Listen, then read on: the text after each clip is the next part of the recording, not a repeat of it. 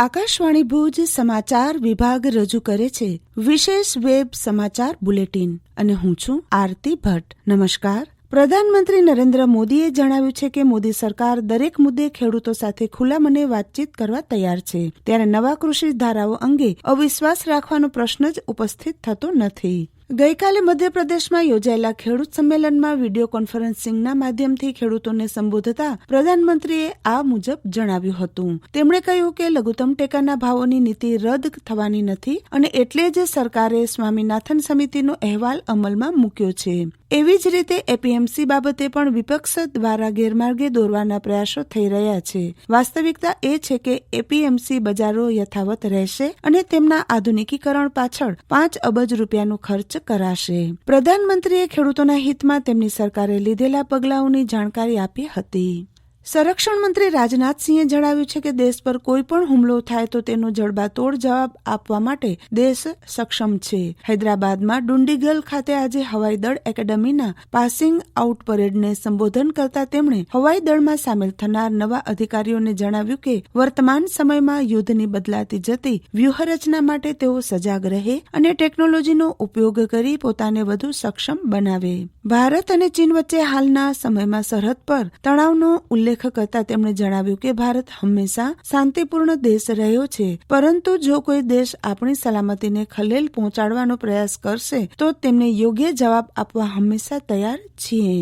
ભારત આંતરરાષ્ટ્રીય વિજ્ઞાન મહોત્સવ IISF આગામી 22 થી 25મી ડિસેમ્બર દરમિયાન વર્ચ્યુઅલ માધ્યમથી યોજાશે. આ વર્ષના મહોત્સવની વિષયવસ્તુ છે વૈશ્વિક કલ્યાણ અને આત્મનિર્ભર ભારત માટે વિજ્ઞાન. વિજ્ઞાન ભારતીના સચિવ જયંત સહસ્ત્રબુદ્ધે આકાશવાણી સાથેની વાતચીતમાં જણાવ્યું હતું કે વિજ્ઞાન અને ટેકનોલોજી ક્ષેત્રે થયેલા નવા સંશોધનની વિગતો આપીને યુવા પ્રતિભાને વિજ્ઞાન ક્ષેત્રે આગળ વધવા પ્રોત્સાહન આપવા વિજ્ઞાન મહોત્સવનું આયોજન કરવામાં આવી રહ્યું છે. સરકારે કહ્યું છે કે પ્રથમ ચરણમાં કોવિડ વેક્સિન કેટલાક પ્રાથમિકતાવાળા જૂથોને આપવામાં આવશે, કારણ કે તેમના પર કોવિડનું જોખમ વધારે છે. આરોગ્ય મંત્રાલયે કોવિડ-19ના વિવિધ પાસાઓ અંગે પૂછાતા પ્રશ્નોના જવાબોની શ્રેણી તૈયાર કરી છે. સૂત્રોથી ઉપલબ્ધ માહિતી મુજબ વેક્સિનનું અંતિમ પરીક્ષણ વિવિધ તબક્કાઓમાં છે અને સરકાર વેક્સિનનો ડોઝ લોકો સુધી જલ્દી પહોંચાડવાની તૈયારી કરી રહી છે.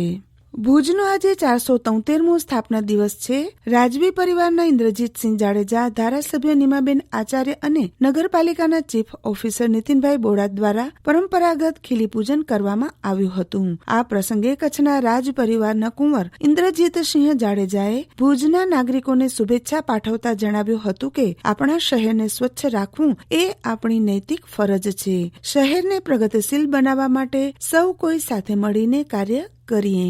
હું કુંવર ઇન્દ્રજીતસિંહ જાડેજા આજ ભુજની સ્થાપના દિન 473મી સ્થાપના દિને કચ્છના સાંસદ શ્રી વિનોદભાઈ ચાવડા, ભુજ ધારાસભ્ય શ્રી નીમાબેન આચાર્ય અને ચીફ ઓફિસર શ્રી નીતિનભાઈ ના સંયુક્ત ક્રમે અમે આજે ખીલી પૂજન કર્યું હતું. અને આજે ખીલી પૂજનના હિસાબે કચ્છ એક ઐતિહાસિક દિવસ છે અને એમાં ખાસ કરીને ભુજ માટે અને ભુજની સ્થાપના દિવસે સર્વ કચ્છીઓને, ભુજવાસીઓના વિશ્વના ખૂણે ખૂણે રોકાયેલા કચ્છના મહારાજ શ્રી પ્રાગમલજી ત્રીજા અને મહારાણી પ્રીતિદેવી ઓફ કચ્છ દ્વારા હું શુભેચ્છા આપું છું અને આશાપુરા પાસે પ્રાર્થના કરું છું કે સર્વે નાગરિકોને, સર્વે લોકોને સુખ, શાંતિ અને સમૃદ્ધિ આપે એવી માના ચરણોમાં વંદન સાથે પ્રાર્થના.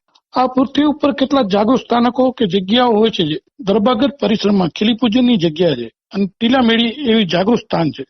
દરેકને એનો અનુભવ છે, જાણ હોતી નથી અને ખબર પણ હોતી નથી, પણ ભક્ત, શૂરવીર, જ્ઞાની અને શ્રદ્ધાવાન એનો અનુભવ થતો હોય છે.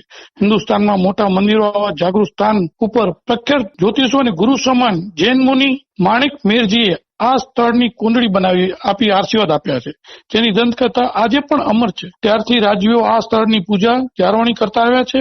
1947 પછી શાસન બદલાતા આ કાર્ય ભુજ નગરપતિ દ્વારા થાય છે, જેમાં પણ રાજવી પરિવાર સાથે જોડાયેલો હોય છે.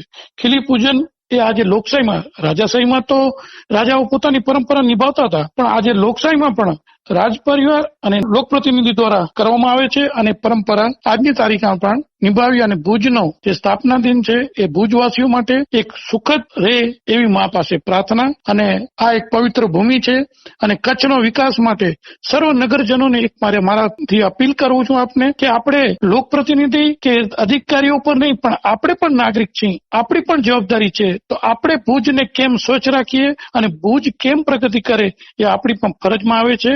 એટલે સૌ સાથે મળી આપણે ભુજ અને કચ્છનો વિકાસ કરી એ જ આપણે સૌની નેમ લઈ આજે સ્થાપના દિવસે આપ સૌનો ખૂબ ખૂબ આભાર અને આપને સૌને શુભેચ્છા. આ સાથે વિશેષ વેબ સમાચાર બુલેટિન પૂરું થયું. નમસ્કાર.